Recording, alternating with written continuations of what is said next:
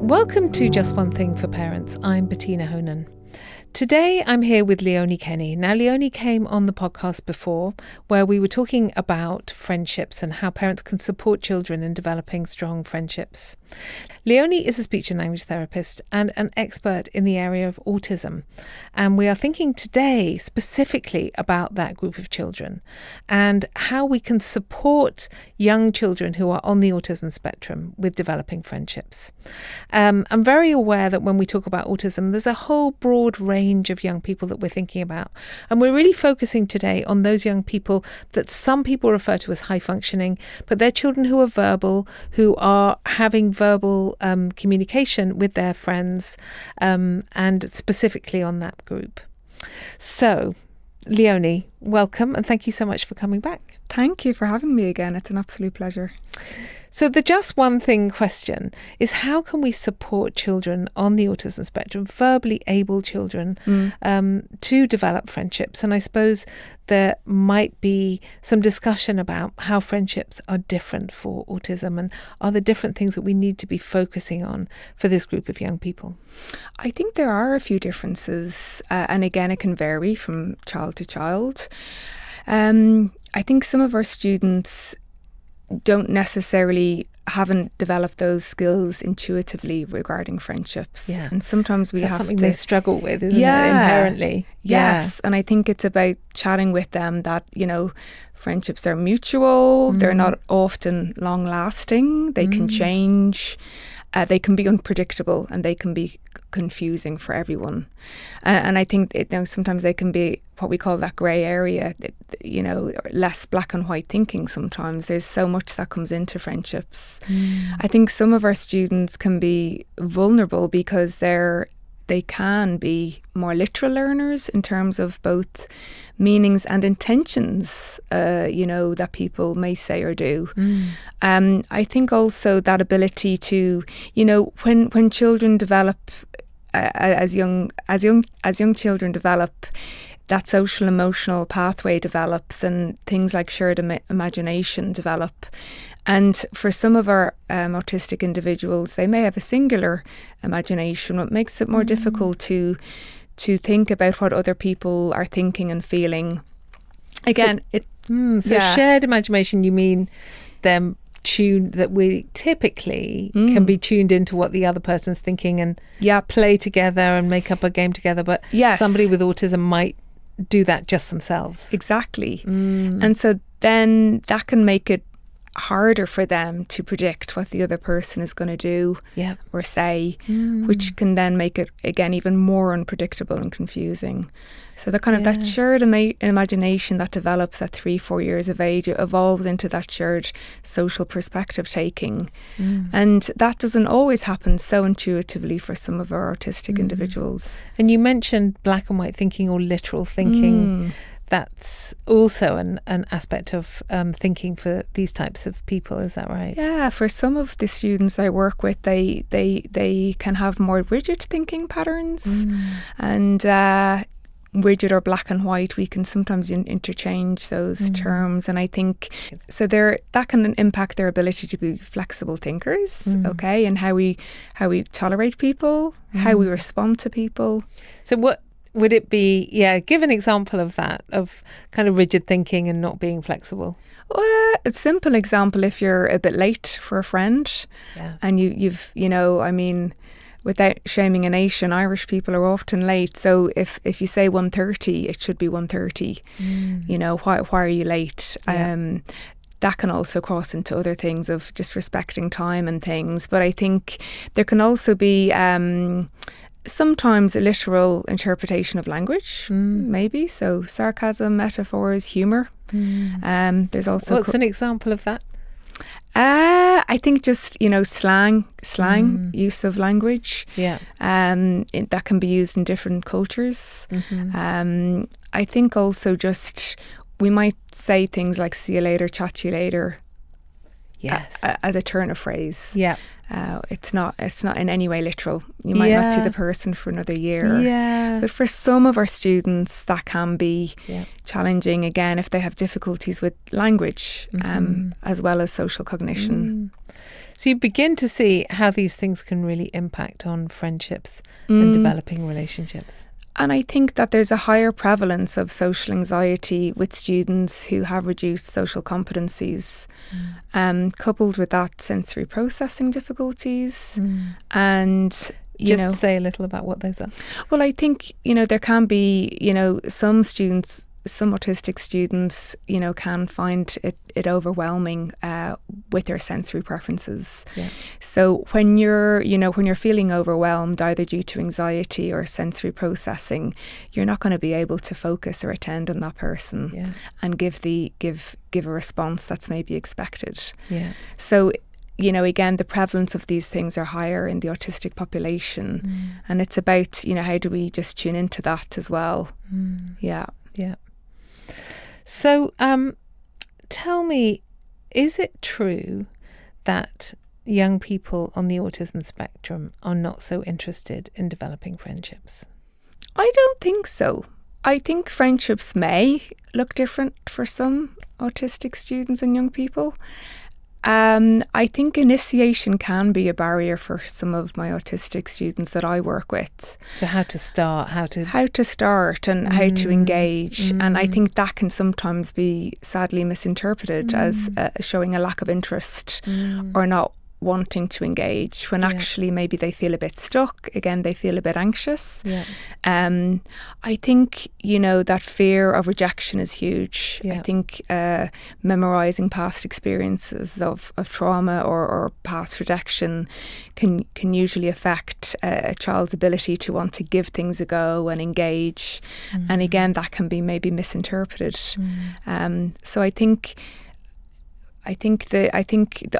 anyone I've worked with, they do want friends, absolutely. I think sometimes they struggle with how to get there. And I wonder if the rigid black and white thinking maybe gets in the way, because if things haven't gone right, or if the other person has done something wrong or responded in a way that wasn't accepted or they didn't like, then they might think, okay, that's not good, or I can't do this, or that's not a good person. I can see how that could happen. Yeah, I think it's harder to perspective take, think about others, think about you, if we're just focusing on what we're doing. And again, it's about that social attention. We can only interpret what we're attending to.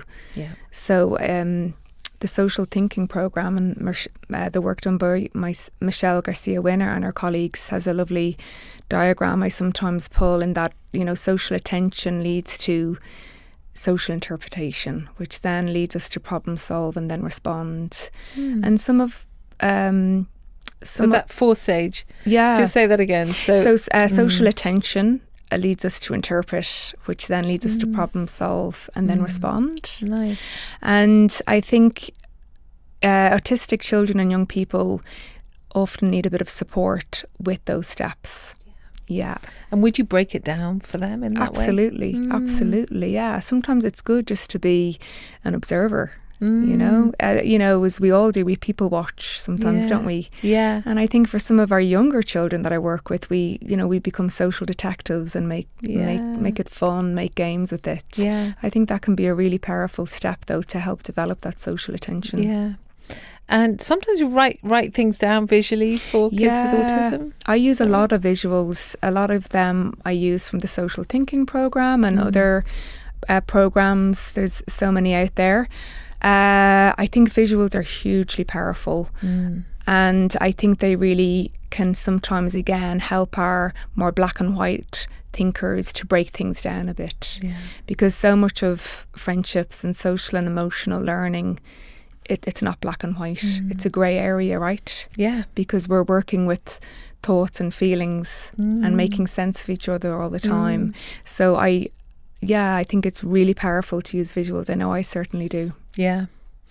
I remember working with a young person who was leaving school, and she had a group of friends, and they'd all arranged to go on holiday together.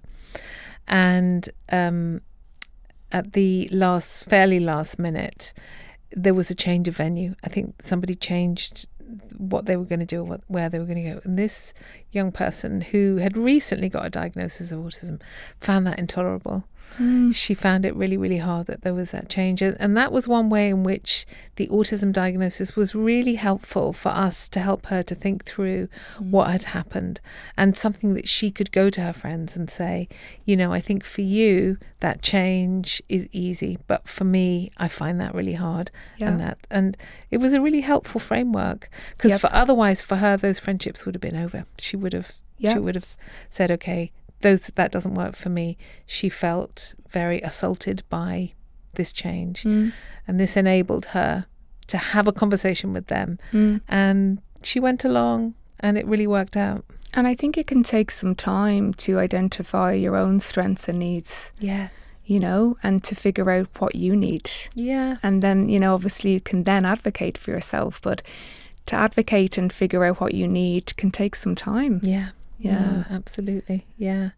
So I know that you run the Peers program, which is a program that's come over from the States, I believe. That's right, yeah. Can you tell us a little about it? Yeah. Yeah. I think, so the Peers program I run with my colleagues. We run it from Marylebone, and we run it typically from 9 years up through to the late teens. Again, it kind of depends on the demand. It's a group where we try and supporting an engagement with initial and ongoing social interactions. And I think for some of the students who come, it's powerful to practice some of these skills within a structured group before kind of moving out to an unstructured group environment. It's a group. We have two groups. We have a group for the students and a separate group for the parents. Oh, really? Yeah. So parents come along too, and absolutely. they get some learning. Yeah, they've got to do the work too. And so it's powerful, right? Because we want to help the parents be social coaches for their child in the present moment and hopefully for many years to come. And it's quite a structured program. The group participation, I think it's lovely to see the confidence growing within that group. And there's a specific structure that we follow, and particular sessions include, we think about conversations, we think about how to handle and manage conflict or disagreement, we think about how we respond to bullying, teasing, how we handle rejection or embarrassing feedback. And we're constantly, though, thinking about friendship skills and how we can make new friends and maintain new friends. How do we have hangouts? And I guess, again, throughout the theme of the programme, we try to make it fun, a really accepting, positive atmosphere. And it's a case of just offering some strategies for children to use them if they feel they're going to be useful. Yeah. So it's almost kind of offering them a choice of these are some things you can do. Yeah. Sounds great. Is it just for kids who have a diagnosis? No, it's for everyone. I mean, I think the original content was aimed at a lot of children who have a diagnosis of autism spectrum condition. However, as the programme has evolved, we see a lot of children with ADHD. A lot of children don't have a diagnosis. So it's a real mixed profile. And we've seen some lovely outcomes for girls in particular who present as socially anxious, actually. Oh, really? Yeah, with or without a diagnosis of autism or ADHD. What a great idea to give them a forum to practice those skills. Yeah. And they practice on each other, do they? They do, because I think that, you know, it's a huge risk to try and do that for some of our students. The risk of failure, the risk of how that's perceived. Yeah. I think the idea of peers is to just facilitate that group learning, ready to give them a bit more confidence within the external world, really. And I suppose it makes me think a little bit about teenagers, because as we know, teenagers are very focused, all teenagers, whatever diagnosis you have, their social focus will increase during the teenage years, because those are the bits of the brain that are developing. And so one of the things that I'm always very aware of with teenagers is that they become very self-conscious. Yes. And very easily socially embarrassed. Yes. And So some of those social skills, the fear of making a fool of themselves, or even putting their arms up and answering a question and getting it wrong is a big social risk for them. The social risk of going and speaking to somebody and getting rejected. Absolutely. It's huge, isn't it? It's absolutely huge. Yeah. Yeah, absolutely. So it gives them an opportunity in this group to practice it and to give it a go in a safe environment.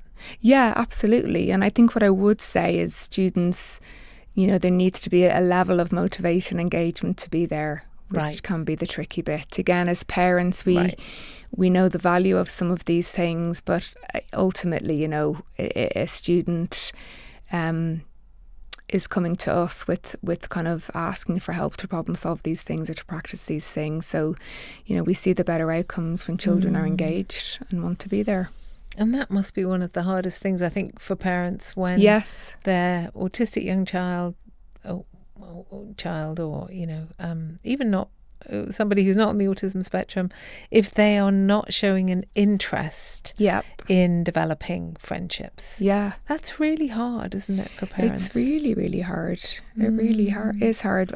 I think, though, that it doesn't necessarily, it's not necessarily the case forever. Things change, and sometimes as students get older, their social motivation develops. I think in life, we're constantly faced with social thinking dilemmas. It's a social world, even if we choose to work in a smaller team, we have to work as part of a team and convey our message and be able to self-regulate. Yeah. So. I'm always very aware of that data, which evidence I've known for a long time, that actually you need one friendship in order to that kind of gives you the social safety. Actually, you just need one friendship. Absolutely. So maybe as a parent in that situation, finding opportunities, even if it can be a kind of semi-structured opportunity, I might say to parents, even for a teenager, set something up that's not just them sitting in a room or doing nothing. Absolutely. Do a fun shared activity. Absolutely. Again, sharing space can be non-verbal. We don't have to speak. Yeah. It's connecting with others through an activity, and that can be a lovely start or indeed endpoint to develop those friendships and connections. Yeah. So I'm going to push you once again to come up with just one thing. Oh gosh, just one thing. For parents of kids with autism, to develop friendship. Is there one thing that you might land on? I think to think about, again, what are their social goals, and also what is their interpretation of a friend. Yeah, I think we might be surprised to hear that, and also I think it's working with them in terms of what they feel they need, which absolutely can vary from one student to the next, and indeed across the ages, as it does with anyone. And a social goal is what do they want? Yeah, absolutely. Do they just want to share space? Yeah. Do they want to go enter and leave school in a way where they're not feeling anxious all the time? Do they want to make close bonded friends, or are they happy with a few acquaintances? Maybe they want one close friend. Maybe they want a group of friends. I think it can really relate. It can really differ from person to person, and I think we have to keep that in mind, really, so that they take responsibility as such for their social goals, but we can certainly help them in that journey. And that's really parents using their perspective taking. And trying to step back from how they see friendships and saying, how do you need it? That's such good advice. Yes, I think so, because essentially it's their journey. Yeah. That's a great place to end. Thank you so much for joining me today. You're very welcome. Thank you for having me.